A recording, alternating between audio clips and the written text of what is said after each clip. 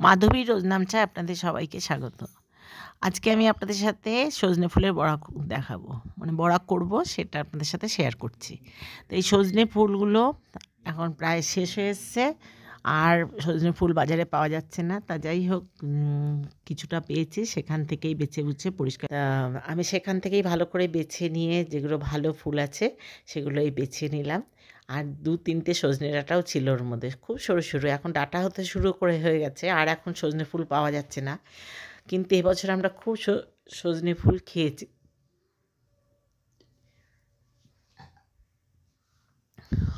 অনেক দিনই খেয়েছি সজনে ফুল দিয়ে সর্ষে পোস্ত বাটা, সজনে ফুলের বেগুন দিয়ে, শিম দিয়ে, আলু দিয়ে চচ্চড়ি। আর আজকে করছি শেষ বড়া। সজনে ফুলের বড়া আমি কিভাবে করি, আমাকে হেল্প করছে, সাহায্য করছে আমার বৌমা। আমি এখন ভিডিওটা করছি, কিন্তু ও আমাকে ভেজে দেবে। তো এই দেখুন, আমি এখন এগুলো ভালো করে জলে বেশ কিছুক্ষণ ভিজিয়ে রাখলাম। যদি পোকা থাকে ভিতরে, উপরে উঠে আসবে জলের মধ্যে। আর একটু নুন দিয়ে দিয়েছি, খুব সামান্য পরিমাণে নুন দিয়েছি, কেন সজনে ফুলগুলো নুনটা টেনে নিলে আবার নুন কাটা হয়ে যাবে। তার জন্য জলে আগে নুন দিয়ে তারপর আমি এটাকে অনেকবার ধুয়ে নিয়েছি ভালো করে। ধুয়ে এই ছাঁকনির সাহায্যে আমি এটা জলটা একদম ঝরিয়ে নিয়েছি। এবার এর মধ্যে আমি কি কি মেশাবো আপনারা শেষ অবধি দেখতে থাকুন। আর দেখতে ভালো লাগলে, সজনে ফুলের বড়া ভালো লাগলে, আর তো বলতে পারছি না যে করে খেয়ে দেখবেন, কিন্তু আপনারা সবাই জানেন কম বেশি সজনে ফুলের বড়া করতে, এবং করেওছেন। অনেকে ভিডিও দেখেছি, অনেকে ভিডিও দিয়েওছে। তা আমি এখানে প্রথমে নুন দিলাম।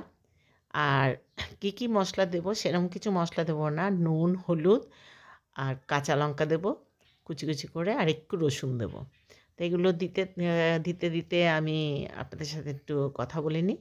তা এই সজনে ফুল খেলে কী হয়, সজনে ফুলের কিন্তু অনেক উপকার। এই সময় সজনে ফুলের বড়া বা সজনে ফুল খেলে শরীরে অনেক পক্স হাবিজাবি এই সমস্ত হয় না। তাছাড়া গায়ে গোটা ফাঁচড়াও হয় না, এটাই শুনেছি। এর বেশি আমি কিছু জানি না। আর তাছাড়া এতে বেসন দিয়েছি, বেসন দিতে ভুলে গেছি। প্রায় ৫-৬ চামচের মতো বেসন দিয়েছি। আর জল কিন্তু দেবো না, ওই ফুলে যে জল আছে সেই জলেই এটা শক্ত শক্ত করে মাখা হবে। তারপর আমি বৌমাকে ডাকলাম যে তুই একটু মেখে দিয়ে যা। আমি নাকি রান্না করি না, আমি নাকি সব রান্না করি, আমার বৌমা কিছু করে না। তো ওই ভাজবে, ওই রান্না করে, ওই আর কি বলবো। যাই হোক, অনেক অনেক কথা বলে, সেগুলোতে কান দিই না। তো যাই হোক, রসুনটাও কেটে আমি দিয়ে দিলাম। ওকে বললাম তুই যখন ভাজবি তুই মাখ, আমি ভিডিওটা করি। ও মাখছে এতক্ষণ পর্যন্ত, কিন্তু আমিই করেছি সব কিছু। কিন্তু এবার ওকে ডেকে নিলাম, ও মেখে ও বড়াটা করবে। ও তাই বলছে যে আমি ওখানে বড়াগুলো ঠিকমতো করতে পারবো না, এখানে করে নিই। তাই যে তাই কর। ও তা করছে, ভালোই করেছিল। আর এটা শক্ত শক্ত করেই ফুলগুলোর সাথে মাখতে হয়। অনেকে নরম, একটু জল দিয়ে নরম করে, আমিও একটু বলছি জল দিতে। ও একটুখানি জল দিচ্ছে, দিয়ে জল দিয়ে একটু সামান্য নরম করতে, নইলে এটা বাইন্ডিংটা হচ্ছে না। তো যাই হোক, খুবই ভালো হয়েছিল খেতে। একটু রসুন আর একটু কাঁচা লঙ্কা দিয়েছিলাম, ওই জন্য একটু আলাদা একটা গন্ধ। সজনে ফুলের তো একটা সুন্দর গন্ধ আছেই। তাছাড়া একটু ভালো করে ভাজতে হবে, না ভাজলে ভালো লাগবে না। আর ছিপ করে আর একটু জল দিয়ে দিল, জল দিয়ে এটা ভালো করে আমাকে মেখে ও বড়া করবে। তাই এই সজনে ফুলের বড়া করলে আমাদের বাড়িতে সবাই খায়, কিন্তু তরকারি করলে খুব একটা খেতে চায় না, বলে তিতো লাগছে। তো সজনে ফুল কিন্তু একটু তিতকুটি ভাব থাকে, তিতকুটি একটু সামান্য, আমাদের লাগে না। যাদের মুখে মানে তিতো খেতে পারে না তাদের মুখে লাগতে পারে, কিন্তু আমাদের মুখে লাগে না।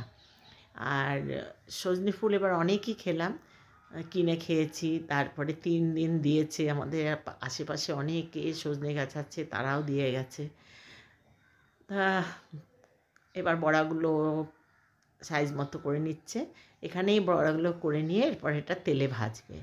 তা আমার কিন্তু যখন তেলে ছেড়েছে সেটা আর আমার তোলা হয়নি। ও এখানে বসে নিয়ে গিয়ে তেল গরম করতে দিয়ে এসছে, যাই না, আমি ভেবেছি এবার ডাকবে, ও তার আগে তেলে দিয়ে বসিয়ে দিয়েছে। তা আপনারা এটা তেলে ভালো করে দিয়ে এপাশ ওপাশ করে উল্টে আর অল্প আছে ভাজবেন, ভাজলে তাতে বড়াগুলো ভালো হবে এবং অল্প আছে ভাজলে বড়াগুলো খুব মচমচে হবে, খেতেও ভালো লাগবে। আগে থেকেই তেল গরম করা ছিল, ও গিয়ে বসিয়ে দিয়েছে। আর দেখুন বড়াগুলো কেমন সুন্দর ভাজা হয়েছে। ভালো লাগলে লাইক, শেয়ার, কমেন্ট করবেন, সাবস্ক্রাইব করে আমার পাশে থাকবেন আর অল বাটনটা বাজিয়ে আমার সাথে থাকবেন।